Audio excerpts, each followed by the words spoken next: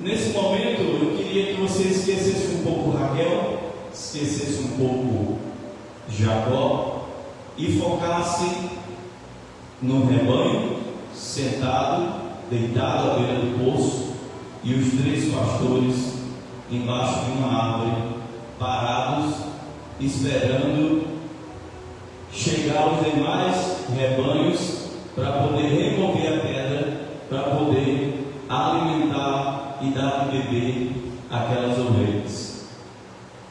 Eu queria falar um pouco sobre esses pastores que estavam ali parados quando Jacó chegou. As ovelhas, elas são animais ruminantes. O que acontece? Além de elas serem animais ruminantes, elas não são animais autônomos, que você vai deixar em qualquer lugar e ela mesmo vai procurar o seu alimento. As ovelhas são animais extremamente dependentes dos seus pastores. Nenhum de nós somos autônomos para conseguir o nosso próprio alimento. Nós precisamos ser alimentados. Estamos na condição de ser alimentados. E aquelas ovelhas estavam nas condições de ser alimentadas. E aqueles pastores estavam na condição de ser provedores daquelas ovelhas. E Jacó olha para eles e diz: olha, é dia. O que é que vocês estão fazendo aqui? Eu não estou entendendo vocês. Vocês têm um chamado. O chamado de vocês é para alimentar as ovelhas. É dia. Essas ovelhas deveriam estar sendo alimentadas. Essas ovelhas deveriam estar no pasto. E essas ovelhas estão aqui deitadas. Ainda é dia. E o que acontece?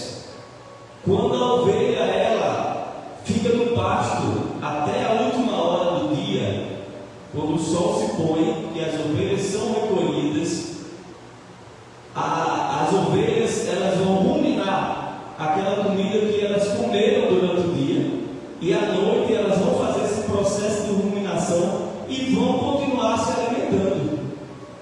Louvado seja o nome de Jesus. E aquelas ovelhas, elas estavam deitadas quando elas deveriam estar sendo alimentadas. E quando chegasse mais à noite, elas não teriam mais o que ruminar. E aquelas ovelhas, elas passariam fome. E daí, muitos rebanhos não crescem. Daí, porque que muitos rebanhos são raquíticos. Daí que muitos rebanhos não têm qualidade. As ovelhas são raquíticas, passam fome, porque a estratégia não funciona. Porque os pastores que deveriam estar alimentando essas ovelhas estão debaixo de uma árvore, mexendo no celular, estão conversando da vida alheia, perdendo tempo. E Jacó diz: olha, é dia, ainda é dia, essas ovelhas precisam ser alimentadas. E como é de praxe, eles lançam a velha desculpa: mas nós não podemos, porque existe todo um processo, existe uma tampa pesada, tem que reunir todos os rebanhos, e essa tampa tem que ser removida de uma só vez para alimentar esse rebanho. Aí chegamos em Jacó, terceiro personagem dessa história. Vamos ver se o que aqueles pastores falou é verdade. Capítulo 29, versículo 10, que diz o seguinte: e aconteceu que, vendo Jacó a Raquel, filha de Labão, irmão da sua mãe, e as ovelhas de Labão, irmão da sua mãe, chegou Jacó e removeu a pedra de sobre a boca do poço e deu de beber às ovelhas de Labão e da sua mãe. E beijou Raquel e levantou-se a sua voz e chorou.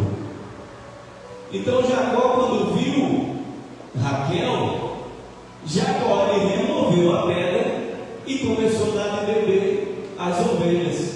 Não sei como ele fez isso, porque a Bíblia diz que a pedra era pesada. se os próprios pastores ajudaram ele nessa empreitada, ou se ele criou uma estratégia, porque já vimos que Jacó era extremamente estrategista, então cheio de estratégia, cheio de artimanha. Eu não sei como ele arrancou aquela pedra daquele poço, eu sei que ele arrancou e deu de beber as ovelhas, e se aquelas ovelhas fossem deles, elas estavam sendo alimentadas